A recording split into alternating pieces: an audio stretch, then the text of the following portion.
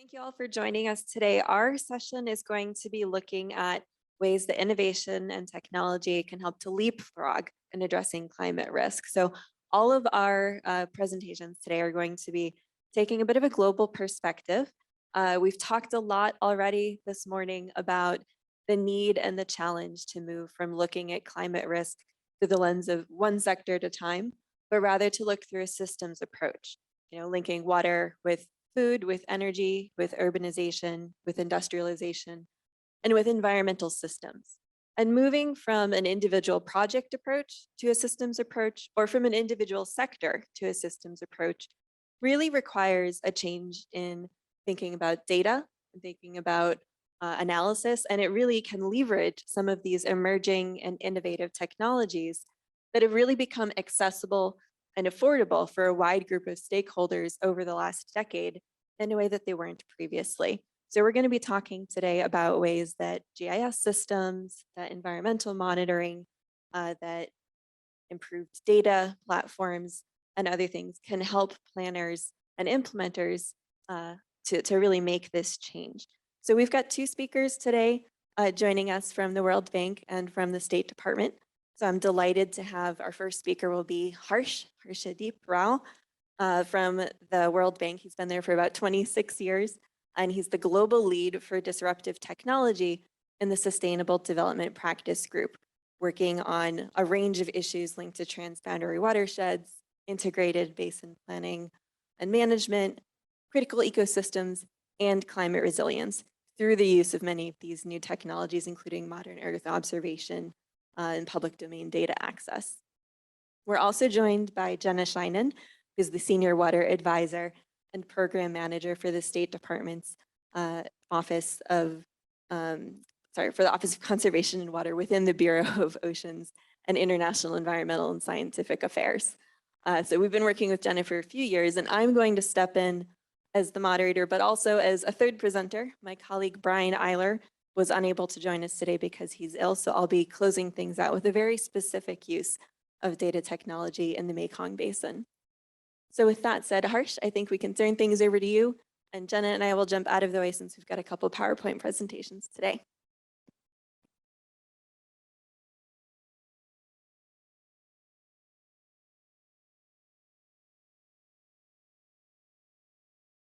Okay, thank you very much, and thank you for the invite to this beautiful building, this great view. I don't think any work would get done if you had this view every day.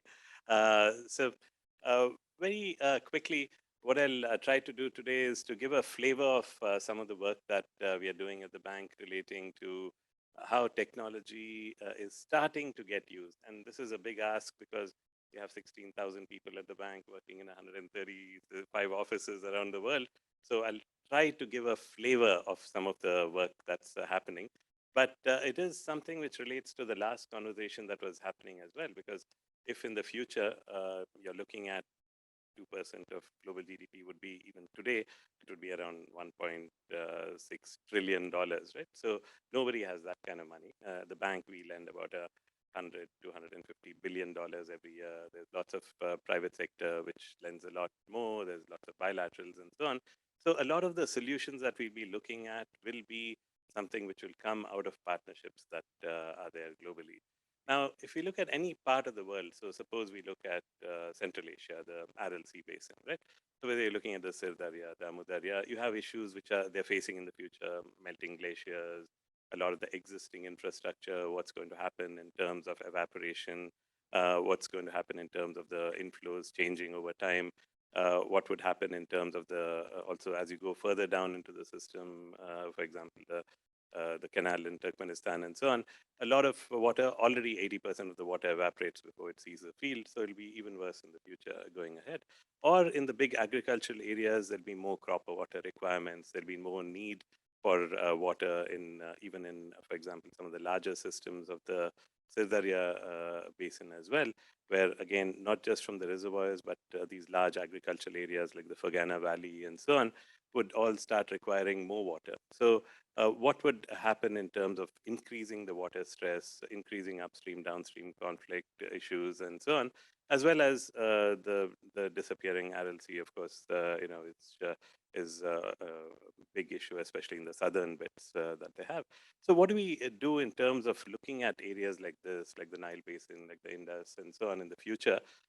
Becomes this issue about how do you look at, Rumi in the 13th century try to conceptualize this, what does an elephant feel like in a dark room with different people, and one of the challenges is that every time we see the elephant in the room, but in a dark space, we only see what we want to see. It's like Einstein's theory of relativity. That what seems to be happening depends on who's observing it. So the challenge is, how do you see it in all its majesty by going across sectoral boundaries, which is what we just heard about, and also spatial boundaries. So we've all seen some version of a basin or a watershed where we've looked at the hydrology and its interaction. But the challenge is there's lots of stuff happening in the watershed, deforestation upstream, silting up some reservoir downstream, which then affects its performance and so on. So how do you get all of these different issues and the corresponding government plus other organization departments to work together in an integrated spatial manner? And this is true for any kind of landscape, whether you're looking at, recently we were working on transport corridors in Nepal, for example. You really need to look not just at the landscape approaches within, but also upstream watersheds associated with it and how that would change with climate. And also increasingly, even in areas around countries, because many countries have more EEZs in their domain, which is in the ocean, than they do have land area.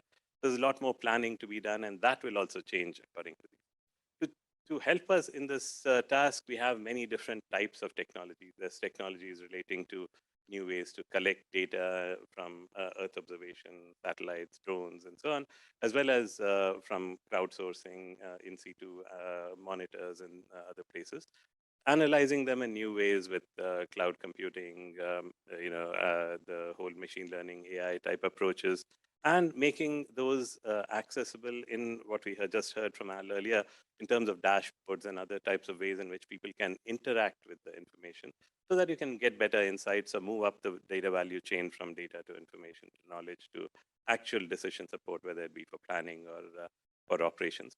And also a whole range of technologies for changing the way we do things. So 3D printing, robotics, new materials, energy technologies, and so on. And also new ways to connect people up together, whether it be through just simple social media and video conferencing on one end, all the way to more advanced fintech and crowdsourcing of ideas and money and blockchain-based sustainable value chain systems and so on the other end. So all of these are threatening to change the world.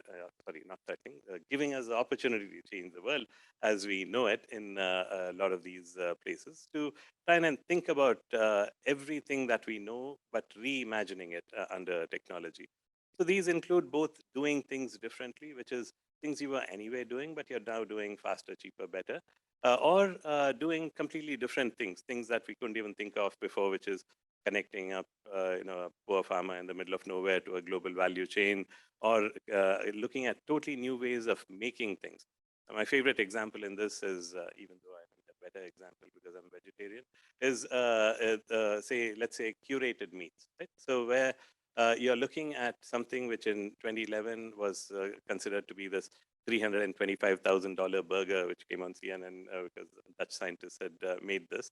And within a couple of years, that had gone down to $12. Within a few more years, it had gone down to $12 for a pound and so on. And now it's starting to get commercially available this year in the form of chicken and also the beef one coming up soon. These are not the Impossible Burger things made from vegetables and so on, but actual meat grown in factory type setting with stem cells, right? So now think about what would happen if some little thing that looks like a boutique thing in one corner of the spectrum of technology can be upscaled in a big way, and it probably will be, given the number of people who are working on this. You have a lot of different perspectives from the point of view. Its water use would be a fraction of what it is now. The GHG emissions would be a fraction. The land use requirements would be a fraction, and so on. But the costs were the ones which were really expensive till now. But those are also dropping in a big way. So one of the things is sure, a lot of these could make a big thing in terms of reducing the pressure on the Amazon and other things. But on the other hand, there are also a lot of people who've got optimized to the existing situation. So even if we look at just the 1.3 billion people that depend just on livestock management today, not to mention the upstream industries of pasture and the downstream industries of processing and packing and so on, there's lots of people whose livelihoods will be affected probably in the next decade or two. So now, this is where, even though it might have lots of benefits, there's a lot of responsibilities of governments now to try and see what's plan B for them. Because these kind of changes will not be like the horseshoes, they'll happen within a generation. So there'll be a lot of retooling needed for lots of people. And that's where technology also could play a role as part of it. But agriculture as we know it will probably be very different. And one of the things I'd just like to highlight is something we've been trying to struggle at the bank is how do you get a lot of these benefits that could be coming in the next few years, for example, carbon financing and so on. How do you help it benefit the smallholder farmers, right? So to try and do that, you need some simple way to scale these things up with, for example, apps and other systems where you could use a combination of satellite, drone, on-ground MRV systems to try and make it cheaper for people to do this in a reliable way, a reliable enough way that you can say, okay, that farmer has planted a tree as part of an agroforestry program. So you can give them so much money in a digital wallet of their choice, right? So something like that, you need systems like that to be scaling up. And this is where a lot of private sector, everyone else needs to be part of that solution. And also a lot of changes in the way we think about the clean environment, including the relationship between, let's say that's one of the wild east of India in Chhattisgarh, where it's a lot of these places like Korba and so on, where you can see a lot of local pollutants, which also are representative of global pollutants because there's all a lot of carbon plants, fossil fuel burning plants that they have. And so what would happen if they go offline or they change their systems and so on? How do you reward such systems? So to try and see if you can come up with cheap ways to do that on the clean, green, on the blue economy, looking at new ways to do things, including some very clever stuff that's out there in terms of looking at undersea water, freshwater agriculture, and so on that people are coming up with. If you Google things like Nemo's garden and so on. And also, how do you go from a linear economy to a more circular economy, right? So everyone's struggling with these issues and coming up with creative ideas in terms of floating gardens or photovoltaics, as they call them, to try and both create power and reduce evaporation, or mangroves to do blue carbon and improve the resilience. So both on the mitigation and adaptation side and so on. And so a lot of these focus both on the energy and the ag and resilience type sectors that are there. But the big challenge today we have is that, especially in the last couple of years, there's been a lot of problems with actually not only the traditional bits, which is lots of challenges. How do you start eating this elephant? All the way to how to get insights from patchy data that's out there. How do you keep up with all of the technology changes that are happening? And when you're working home alone, how do you manage to keep up with a lot of these and help your clients with these aspects? So at the bank, we have a little team we call our kids, knowledge, information, and data services help desk. And so this is something that I run to help bank teams to basically be the technology whisperers for them to try and learn a little bit more about what kind of technologies are out there and try to keep up with stuff that's out there, and also help them with rethinking programs, working with clients, or to help e-package a lot of material and so on. And so there's a lot of very creative stuff that happens. I learned from one of my old colleagues that surround yourself with people smarter than you and something good will happen. So that's what I've been doing. And to also leverage a lot of the open data that the bank has been promoting in different places. There's many different sources within the bank that we are trying to help e-package and use, but also the whole world of stuff out there, especially Google Earth Engine and a lot of these open data services that are out there and open analytics services, which are revolutionizing what you can do with a lot of the information systems, including OpenET and other things once they get scaled up globally, right? And using a lot of these new approaches along the way. So we've been helping our bank teams with these new systems called we keep inventing new kind of acronyms. So there's a new one is a CCDR, Climate Change and Development Reports. So to try and see how to think about looking at this for each country and maybe eventually each region to try and see how to improve their climate resilience and mitigation approaches, and do this in a way that leverages a lot of different types of data. So we're trying to look at making sure you can interact with the data using a lot of very clever tools from public versions of Tableau all the way to VR type systems or D3 or other systems there. And also being able to have a discussion with larger communities. So at the bank, I also lead our hydroinformatics work. So we've been trying to do some of these outreach, and there's some links along there if you want to see some of the, not just the ebooks and knowledge portals and data portals, but also the webinars that were organized with many of the folks who kind of organizations that are represented here. And also recently one on the blue economy that we just finished last month as well, this month. And also trying to see how to make this part of investment projects. So this morning we had a meeting on this project called the ACRISAL project, Agroclimatic Resilience in arid areas of Nigeria, where it's a $700 million program which is focused on the dry northern areas, where they're trying to see what can you do in these kinds of systems, which would be multi-sectoral in terms of agriculture, environment, water, working together, and also leveraging technology as much as possible. That's where a lot of these new systems, especially in places like Nigeria, could probably take a hold, even though it's the most difficult part of Nigeria to work in right now as well. But these are the challenges that you would face in real life in these systems. So we've been trying to see how to take ground up data, top down data, data rescued from termites and from models, to be able to leverage a lot of these buzzwords on technology so that you can actually access this for different people. And each one of these is critical in some way, and each place will change depending on its use.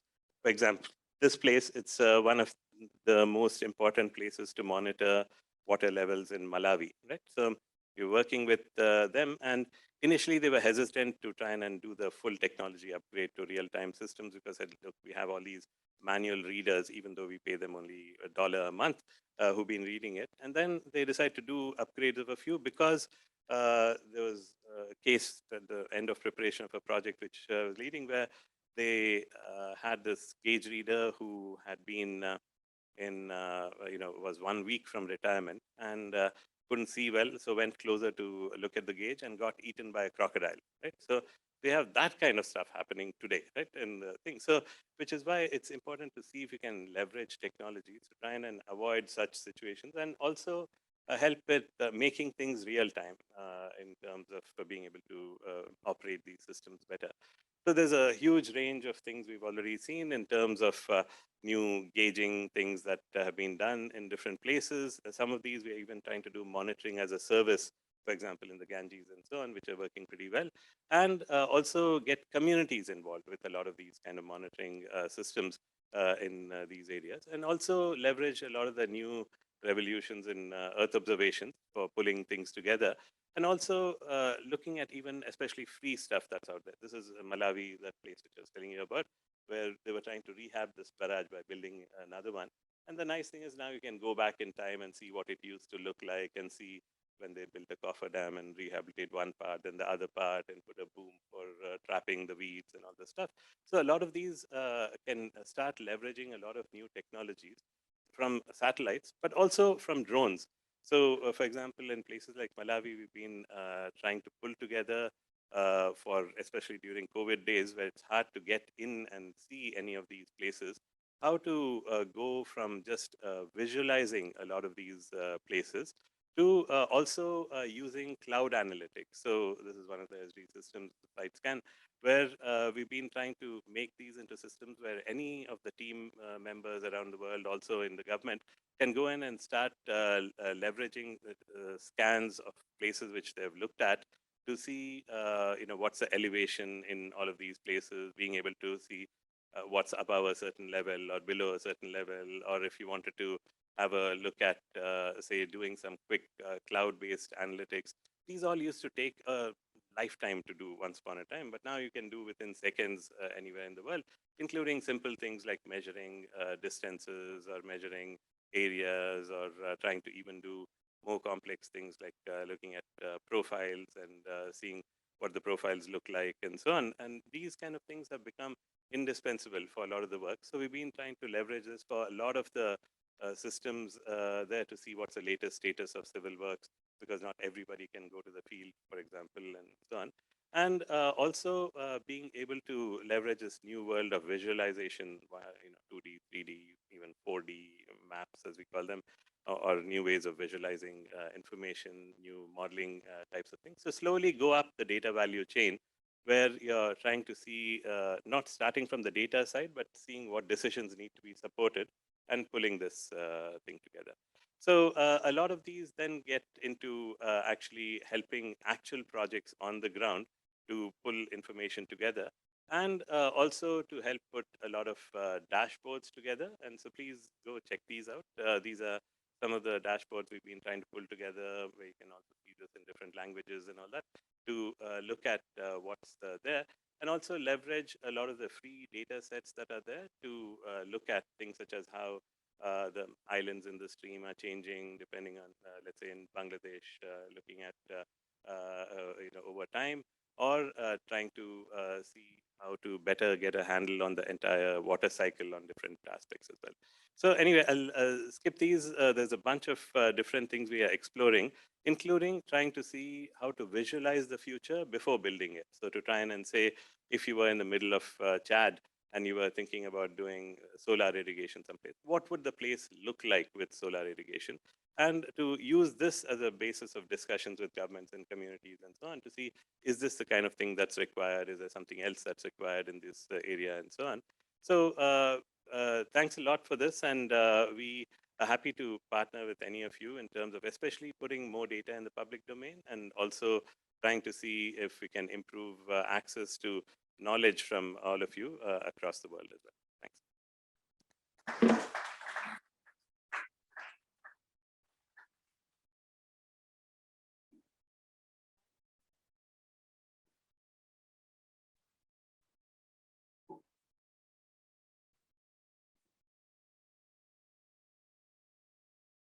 Are we on? Okay.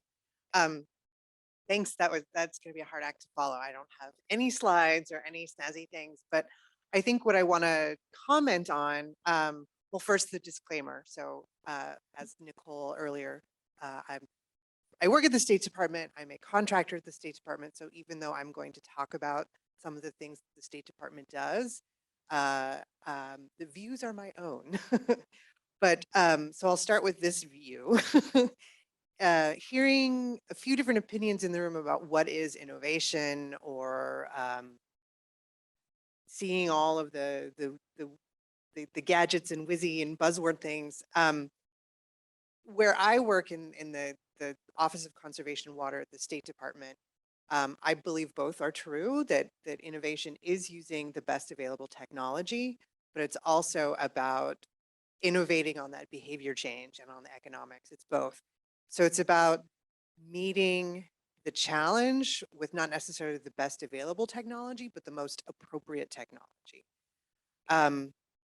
So at the State Department and the whole of US government, we're guided by the US Global Water Strategy as far as our work abroad, and our shared vision for a more water secure world. That global water strategy was launched in 2017 and is currently undergoing a refresh, which is exciting to bring it up to date, not only with the recently announced water action plan from the White House, but also to include more specifically climate adaptation, resilience, all these things that we've heard about so far today into that global water strategy. At the State Department, we're in an interesting position, but we co-lead the interagency, the US government agency through the Interagency Water Working Group. And I'm not going to go back into all of the other water and climate challenges. You've all explained much better than I can, but we all work together to try to deal with those challenges of too much, too little, too polluted. And we need to do that strategically where both the challenges are the greatest and also where the opportunities to have the most impact are there. So in the office I work at, the Office of Conservation of Water, we have a very modest budget, very small team, but a modest budget of foreign assistance funds that that we use to deploy what we like to call a flexible toolkit to strategically address those needs and opportunities as they come up. And they come up every day. Every day we're getting an email or a cable from our posts, our embassies and missions saying that we have large problems. We have, increased tensions over a shared water source between neighboring countries, or there isn't enough water to keep the hospitals going or the schools going, or there's a major flood. All these sorts of disasters are not news to any of you, but we at the State Department, we see sort of see it through this different lens where I appreciate the long-term existential crisis tone of some of the presentations we've heard today, but a lot of times we have to see that and balance that with what's happening right now today and what can we do right now today. So knowing we're a little short on time and I really want to be able to have more of an exchange with you all. We run a number of programs with these foreign assistance funds, but really my job is to put all of you to work for me. So how can the State Department and our global water toolkit best put your ideas, your innovative approaches, your partnerships all to work with our partnerships? So we talk about a lot of times at the State Department, we're partnership with a small p. So we're working with river basin organizations. We're working with local NGOs on the ground in a lot of countries to, again, address those greatest needs and those greatest opportunities for impact. A lot of what we do is not only looking at all these sources of water stress, water security problems, water scarcity, but we're also looking at when those all culminate into conflict or the potential for conflict over those waters. In a nutshell, all of our programs would say they do, we say they're showcasing the best of the US, but I will also add that sometimes the best of the US is also humbly sharing our mistakes, sharing our lessons learned. And water data is becoming more and more a central tenet to all of those programs. So water data, this is sharing water data, maybe where trust is limited. This is also access to data through, remote observations, those sorts of innovative tools there. And it's also the capacity building and the training of just because you can access the data doesn't mean you know what to do with it either. So it's how do you deploy that data? How do you use that? And then the next level is how do you use all of that data are not the same thing as information. How does that data become information that you can use for climate resilience, development, sustainable development planning, all of those things that are along that larger burning trajectory that have us all here today. So to sum that up, I would say, what we're trying to do at the State Department is through our water data programs is to make more informed stakeholders across all levels of stakeholder engagement, whether you're a community farmer or a local fisher person, up through the highest levels of foreign governments to be able to understand how to use the data, assimilate that into information, and make smarter choices. I know Courtney's going to talk a little bit about some of the work we've partnered on in the Mekong, but it's worth mentioning here that was sort of where we've had the most success in terms of partnership and linking up innovative technologies to address some of the water challenges there. Through the Mekong US partnership, that's our policy umbrella under which we have buy-in and engagement from the Mekong government partners. We launched it again in 2017, a Mekong Water Data Initiative. And a number of technologies, disruptive, I would say some of them have come from that. But it's also, and again, Courtney will go into that, but what's also come out of that is again, the value of partnership. Partnering not just among US government interagency, but partnering with our Mekong government partners, but also with a number of international NGOs, some big ones with the World Bank has been a part of this.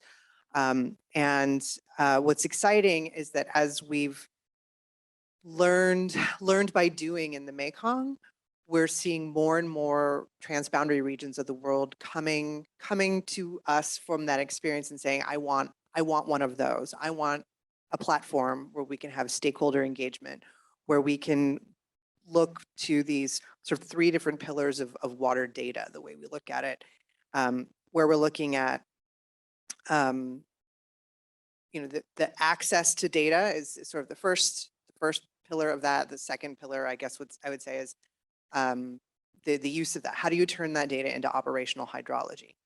How are you planning when you're filling behind your dams? How is that data integrated into flooded and drought forecasting? And then lastly, we're also using this to improve decision support for the development planning. I think, yeah, as far as any other thing, I just want to make another plea for, as I hope to interact with you all and meet you all throughout the day. One program I know Chris Rich is familiar with, the Ambassadors Water Experts program. We talk about innovative approaches and incubation of technologies and partnerships. This is one that we're really proud of. It's been around in different iterations for a long time at the State Department. But it's essentially like a hydrologist without borders program. We take US expertise in any part of the water sector, and it could be US government, private sector, academia, whatever it is, and we would love to send you overseas for a week or 2 weeks with a partner or in tandem with other multidisciplinary experts to assess, discuss, build those partnerships, and bring that back home to your institution, bring that back home to the State Department, and where we can begin to figure out what the next steps forward might be. I think that's probably an overview, a big picture overview of sort of what the State Department is doing on water. So I guess Courtney, back to you. Thanks, Jenna. So as Jenna said, our team at the Simpson Center has been lucky enough to partner. Sure, if you want to jump here, I'll have slides in a moment. We've been lucky enough to partner with the State Department on putting to use some of these technologies to address a very specific challenge. So I'm just very briefly going to present on the work that my team under the leadership of Brian Eiler, who can't be here with us today, has been doing in the Mekong River Basin in Southeast Asia. So our team's been working for about 15 years across the lower Mekong countries, looking at really the food, water, energy nexus, linking hydropower development to what's going on more broadly with rapidly rising electricity demand and power needs, and what are the impacts of hydropower and other developments on the food security systems, on the fisheries, and on the agricultural systems that really underpin food security for tens of millions of people in the basin. And when we started working in this space about 15 years ago, one of the biggest gaps that was identified was data. This is a transboundary river basin. The river starts in China and then flows through a little bit of Myanmar, through Thailand, Laos, Cambodia, and Vietnam. Each of these governments has their own data collection processes, and each of these sectors, when you're thinking of hydropower development, that's a power sector development, that's run through the ministries of energy. It's not necessarily coordinated with the ministries that are responsible for irrigation, that are responsible for agriculture, or that are responsible for water management. So you run into siloization issues, not only inside of each country, but also across national boundaries, where even basic data like the number of hydropower projects that are in the plans for a particular country is not necessarily known to stakeholders who are looking to plan for future water or energy access and needs. So our team has really tried to step in to use some of the recently emerged technologies that Harsh and others have talked about today to address these issues. And I think it's useful also to talk briefly about what this actually means for communities on the ground, because ultimately, when we're talking about information and data, oftentimes we're thinking through the lens of policymakers or private sector investors. But we're also thinking about the impacts about communities living along the river, about smallholder fishers, smallholder farmers who rely on the natural resources and the natural processes and don't have access to what's information about what's going on in the basin.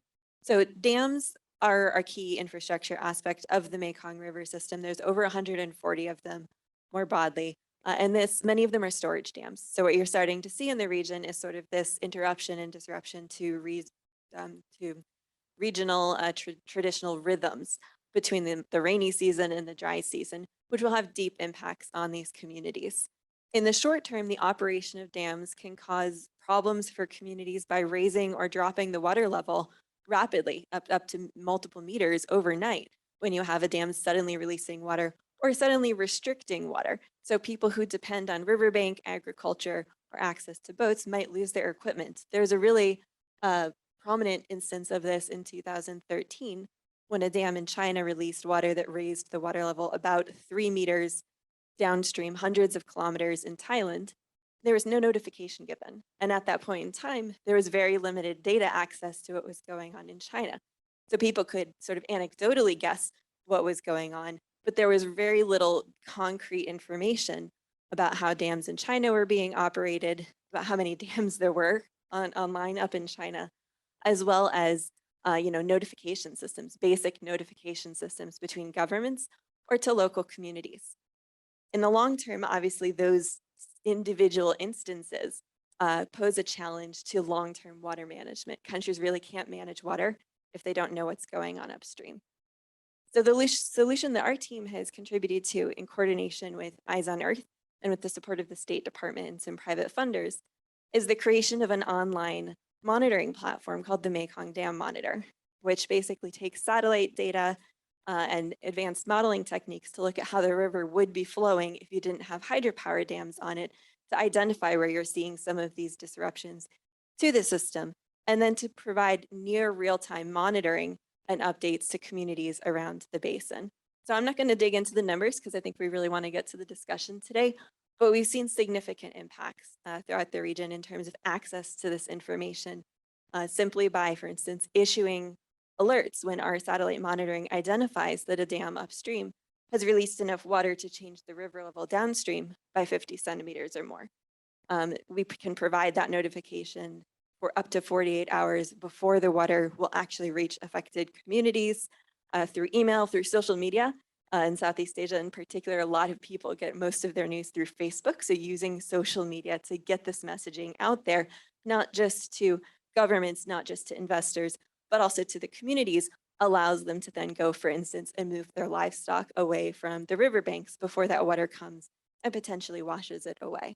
So we've seen huge success in getting this information out there, not only in English, but also through providing translation. There's a huge localization aspect to this where data and conversations about data often happen in English. And that's not necessarily accessible to both technical experts who aren't trained in English, but also in particular to affected communities who don't have access to international resources.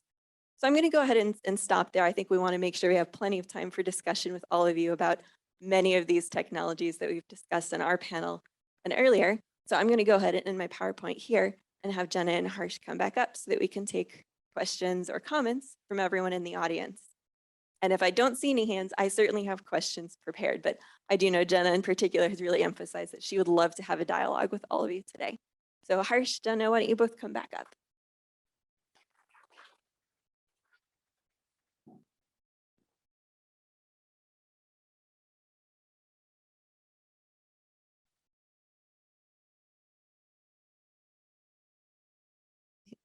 All right, so I see one question back here and I will bring the mic over for you.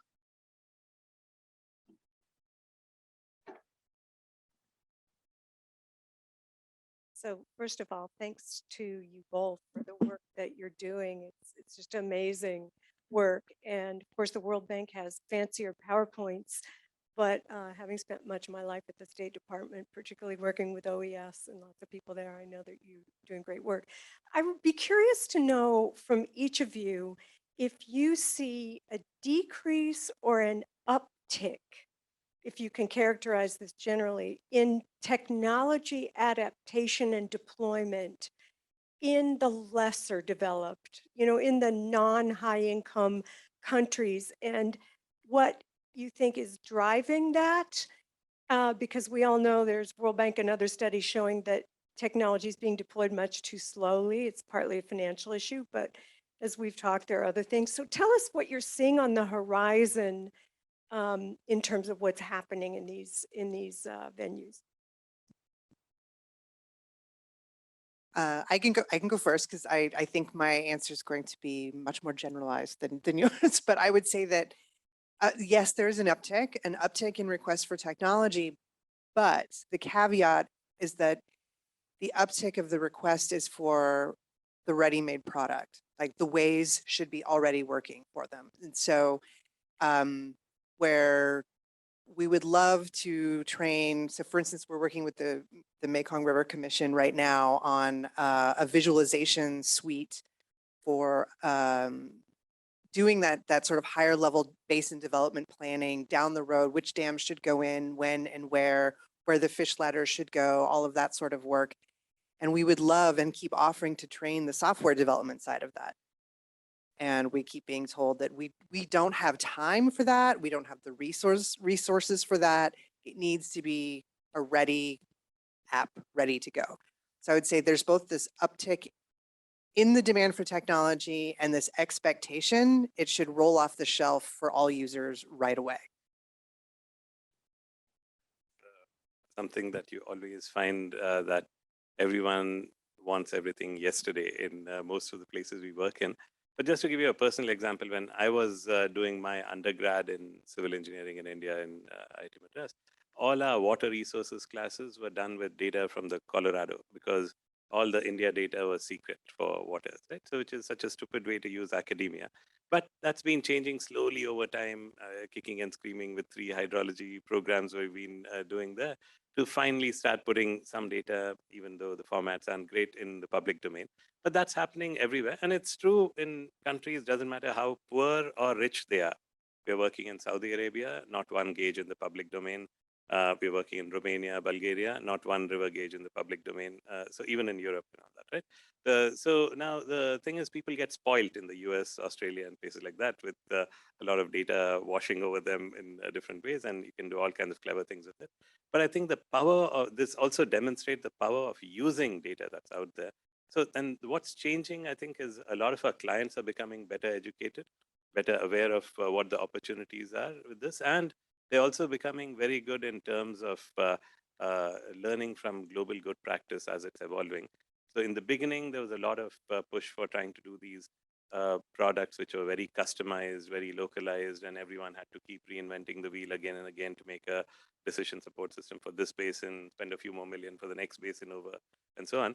And what's changing now is many people are trying to look at developing these platforms where you can leverage open data, open analytics, a lot of the, not necessarily open source, but even free, like Google Earth Engine and so on, tools which are out there, which you can then start leveraging and add your own elements to it wherever needed.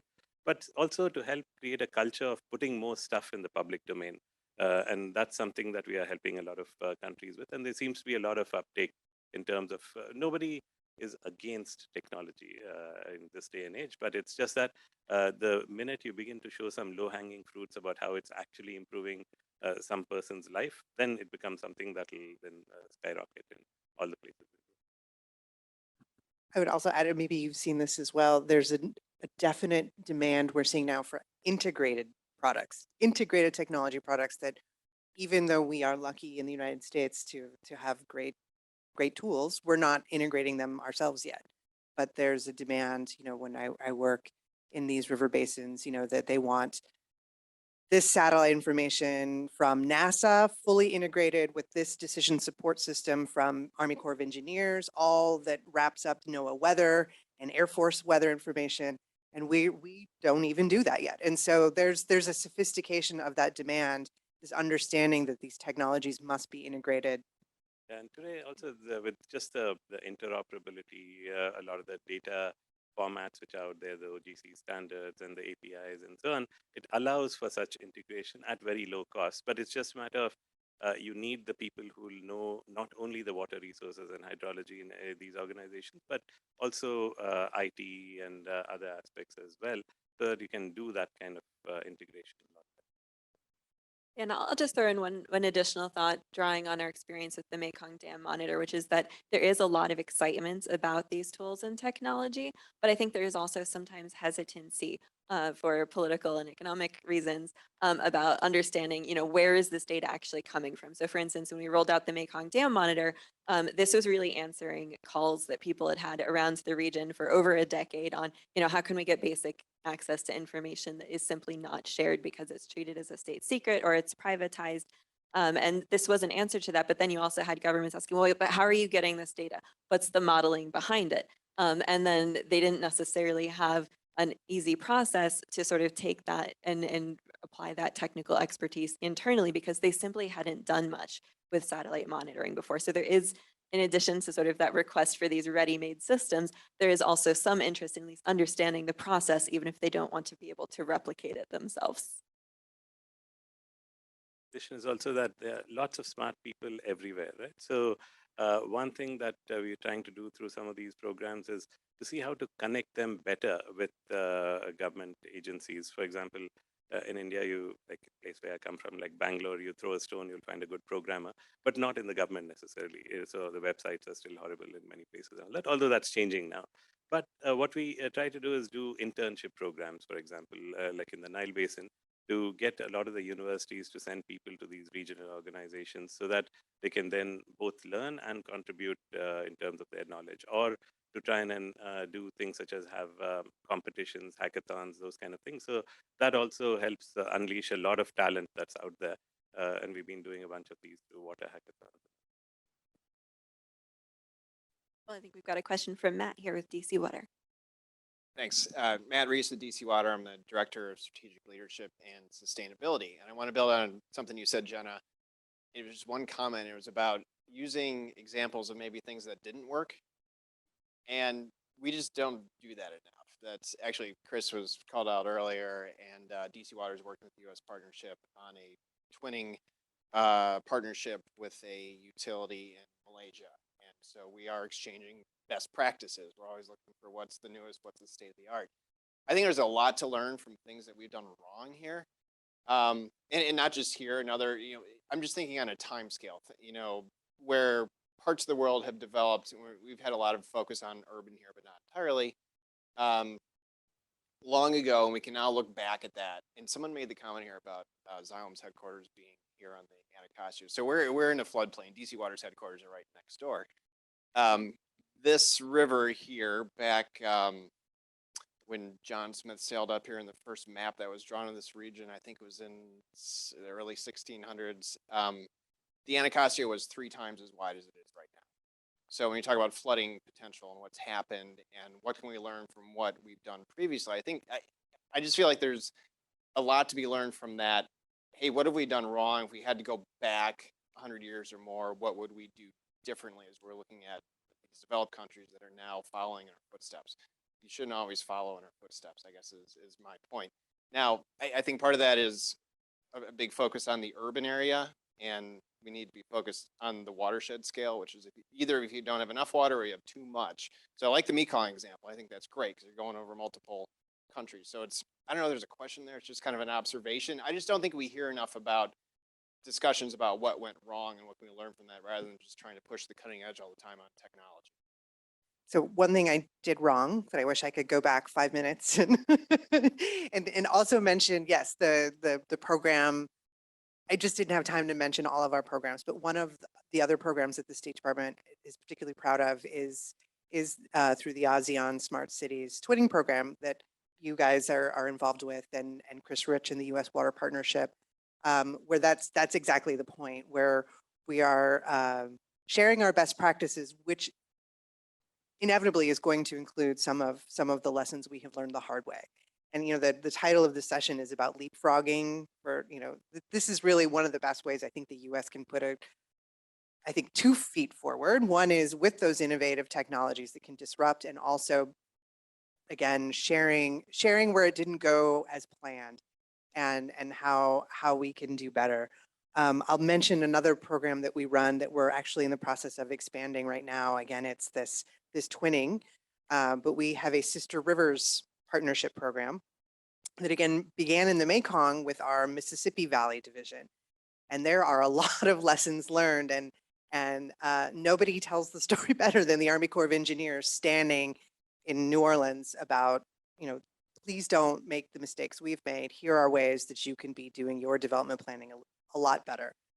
And anyway, I think it was Nathan earlier this morning who had also talked about the Truckee watershed, and that was only 2 tribes and 2 states. And just to put the Mekong and not just the Mekong, but these other transboundary rivers, the Mekong's only the 12th longest river. So there's these challenges are not just dealing with provincial or state authorities or even tribal authorities in some ways. These are governments, fully sovereign governments that maybe see the data, it's making them more informed, but they're not necessarily working in the best interest of a watershed either. So it can be a really complex challenge, and we need all of your expertise. These are multidisciplinary problems. And so, yeah, and multidisciplinary lessons learned the hard way. No, I think in terms of technology, sometimes you have a second mover advantage, right? Like in the sense that somebody else has made the mistakes earlier. And that's where I think,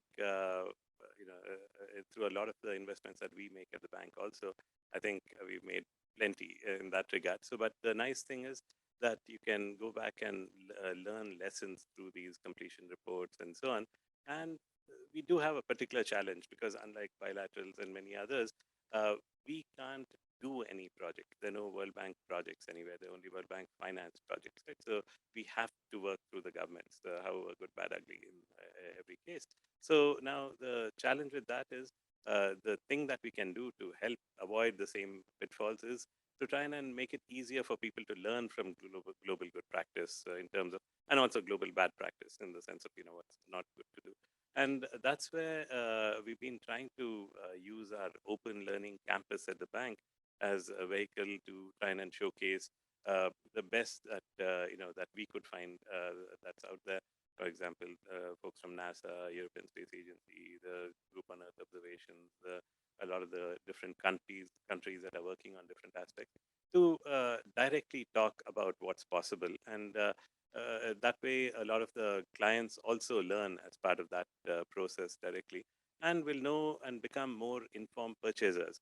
In fact, for Xylem, one of the things that we often do is we have these vendor fairs in places like we've done for the Nile Basin and so on, where you don't need to spend much money. You just inform the embassies and so on, and they'll send all their best companies to try and showcase what systems for monitoring in situ information there is and all that.